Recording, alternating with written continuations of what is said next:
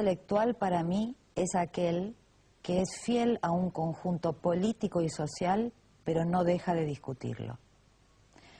Así definía Jean-Paul Sartre la figura que él mismo construyó a lo largo de 75 años de vida. Este intelectual, escritor y filósofo francés nació en París en 1905 y murió en París en 1980. Escribió ensayos, novelas, obras de teatro. La libertad fue el concepto fundamental de su obra. Y el llamado padre del existencialismo influyó con su pensamiento el de miles de jóvenes de todo el mundo que, como él, se resistían a aceptar las reglas de una sociedad desigual. Hoy, en los especiales de encuentro, los invito a compartir un documental realizado por Radio Canadá que goza de una vigencia extraordinaria. ¿Cómo puede un pensamiento coyuntural resistir el paso del tiempo? ¿Es Irak hoy equivalente a Vietnam en nuestra relación como ciudadanos del mundo frente al imperialismo norteamericano? ¿Debe un artista tener un comportamiento social determinado para ser considerado como tal? ¿Cómo se manifiesta el compromiso con lo que nos rodea en cada uno de nosotros? ¿Lo vemos?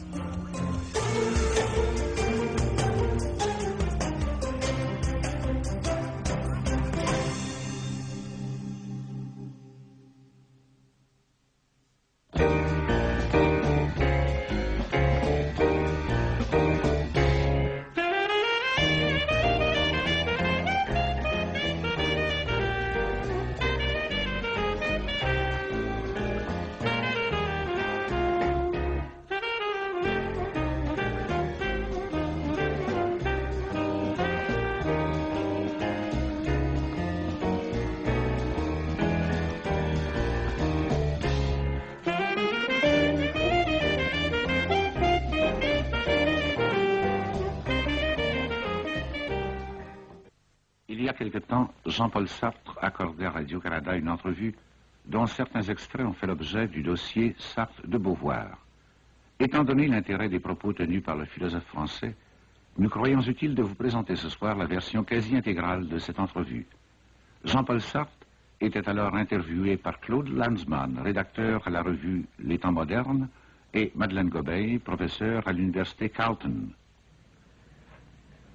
Sartre, je voudrais commencer par vous interroger sur des aspects paradoxaux de votre situation actuelle.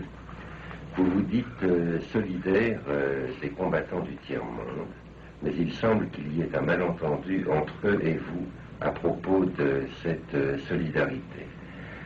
Il est arrivé que quand un homme du tiers-monde, un chef révolutionnaire, vous demandez une entrevue urgente, toujours dans les 24 heures car ils n'ont jamais le temps, vous répondiez « je ne peux pas ». Il vous est également arrivé de refuser de participer à des meetings de solidarité.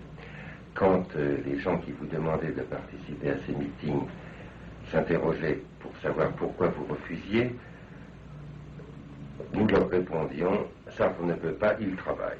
Et ils faisaient les yeux ronds. Quand on allait un peu plus loin dans la réponse et qu'on leur disait Sartre a rendez-vous de telle heure à telle heure chez lui avec M. Flaubert, ils comprenaient encore moins.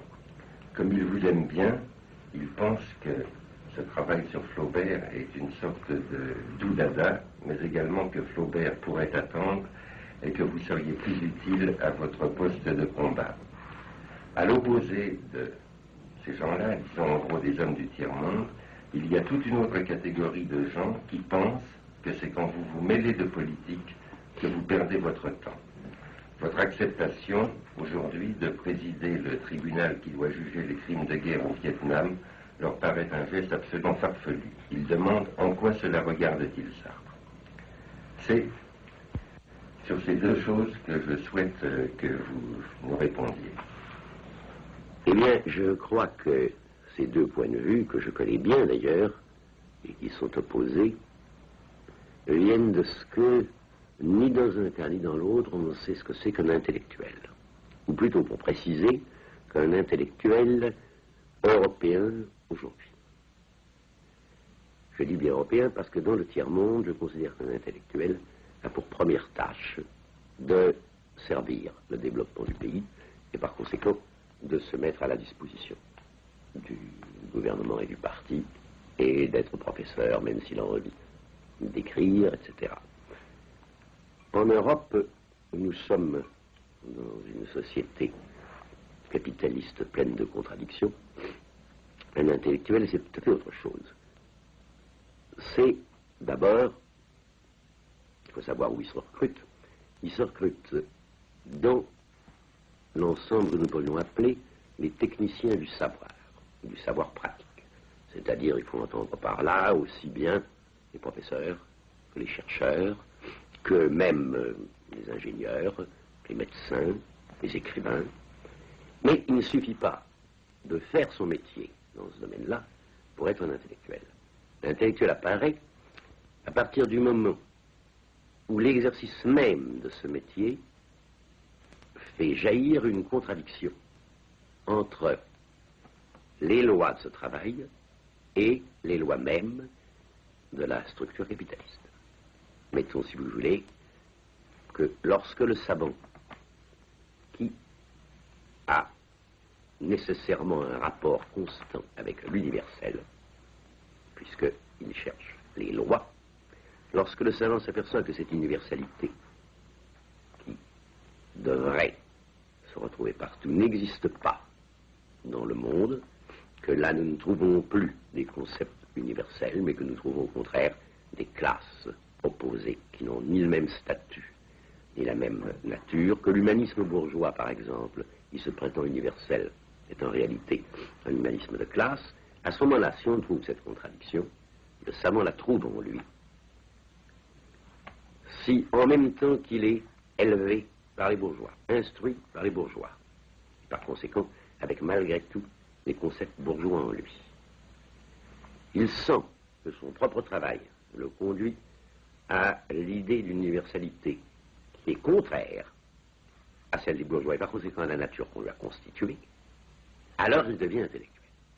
Autrement dit, un savant nucléaire n'est pas un intellectuel, c'est un savant, dans la mesure où il fait ses recherches. Le même savant, si tout en faisant ses recherches nucléaires, il s'aperçoit qu'il va faciliter par ses travaux les possibilités de guerre atomique, s'il dénonce la chose, c'est parce qu'il la sent comme une contradiction.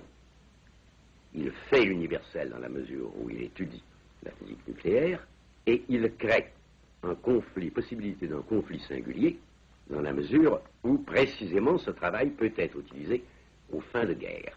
Si en même temps, comme c'est arrivé souvent, un certain nombre de savants nucléaires se réunissent pour déclarer qu'ils ne veulent pas que leur travail soit utilisé à ces fins-là, ils vivent leur propre contradiction, ils montrent en même temps et dénoncent la contradiction extérieure, je dis qu'ils sont des intellectuels.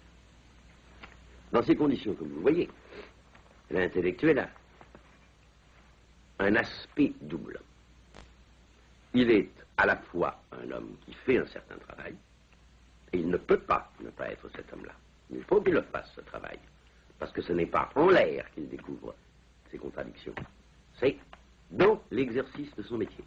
Et en même temps, il dénonce ces contradictions, à la fois à l'intérieur de lui-même, parce qu'il ne se comprend plus, et à la fois à l'extérieur, parce qu'il se rend compte que la société qu'il a constituée comme un monstre, c'est-à-dire comme quelqu'un qui sert des fins qui ne sont pas les siennes, qui sert des fins qui sont le contraire des fins universelles